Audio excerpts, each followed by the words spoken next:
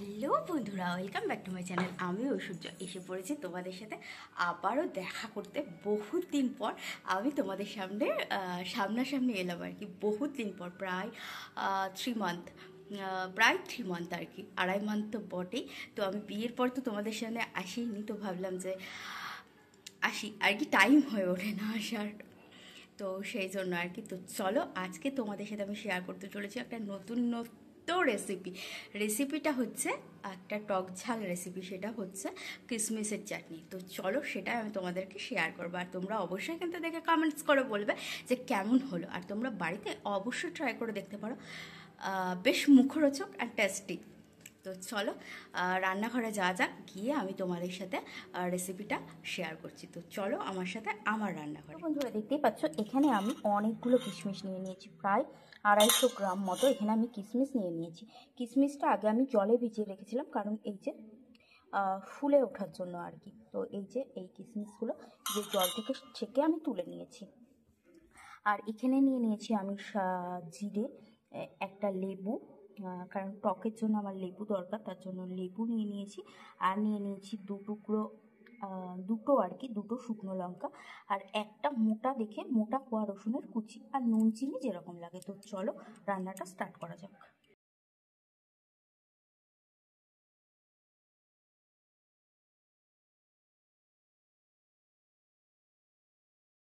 এই দেখো, ওভেনে আমি কিন্তু কড়াইটা অলরেডি বসিয়ে দিয়েছি। এবার একটু তাতলে কড়াইটা আমি এখানে তেল অ্যাড করবো। বন্ধুরা, এখানে আমার কড়াইটা তেতে গেছে। এবার এখানে আমি তেল অ্যাড করবো।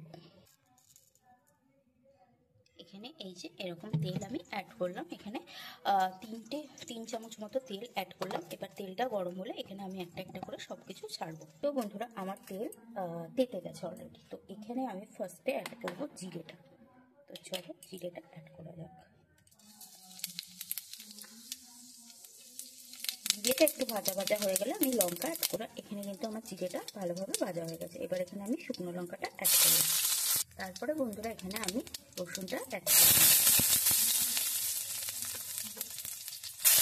এখানে আমি কিশমিশটা অ্যাড করে দিলাম। এবার কিশমিশটার সাথে মশলাগুলোকে ভালো করে নাড়াতে চাড়াতে হবে। তো বন্ধুরা, এই যে কিশমিশটা আমার বেশ ভাজা ভাজা হয়ে গেছে। এরপর এখানে আমি একটুখানি সামান্য পরিমাণে জল অ্যাড করব। ব্যাস, এবার এটা কিশমিশটা এখানে সেদ্ধ হবে। তার আগে এখানে আমাকে নুন আর চিনি অ্যাড করতে হবে। লো আছে, কিন্তু লো ফ্লেমে আর কি এটা সেদ্ধ করতে আমাকে দিতে হবে।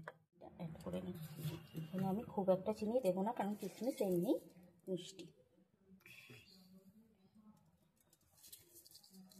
এখানে আমি এই 2.5 চামচ চিনি দিলাম।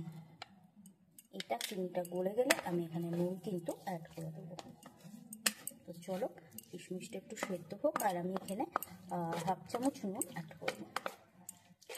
তো চলো, কিশমিশ সেদ্ধ হওয়ার পর আমি তোমাদের সাথে আবার এখানে কিন্তু অলরেডি আমার কিশমিশটা সেদ্ধ হয়েছে। আর এই যে অল্প অল্প কিন্তু আমি জল এখানে রেখে দিয়েছি, কারণ এটাকে আমি এখন মিক্সিং গ্রাইন্ডারে মিক্সিং করব। তো মিক্সার গ্রাইন্ডারে মিক্সিং করবো আর কি। তো চলো, একটু জল ছাড়া হবে না। তো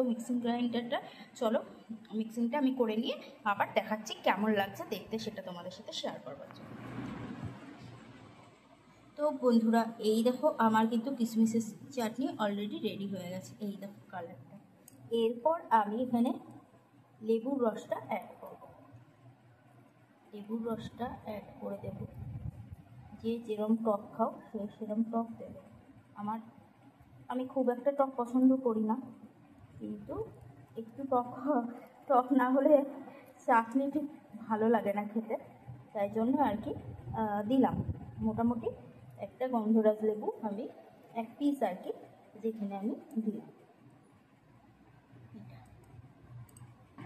তারপর বন্ধুরা, এটাকে আমি একটু উপর নিচ করে নিলাম, যাতে লেবুর রসটা সারা চাটনিটার মধ্যে আর কি মিক্স হয়ে যায়। মিক্সড না হলে পরে কিন্তু সবটা টক বা লেবুর সেন্টটা পাবে না।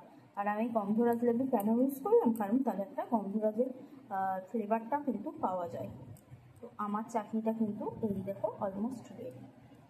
তো কেমন লাগলো আজকের এই কিশমিশের চাটনি রেসিপিটা অবশ্যই তোমরা কমেন্টস বক্সে জানিও, আর ভালো লাগলে কিন্তু অবশ্যই লাইক কমেন্ট শেয়ার করতে ভুলো না। তো চলো আজকের মতো এখানেই টাটা। আর এরকম রেসিপি দেখতে চাইলে কিন্তু অবশ্যই তোমরা আমার কমেন্টস বক্সে জানিও। তো চলো আজকের মতো টাটা, বাই বাই।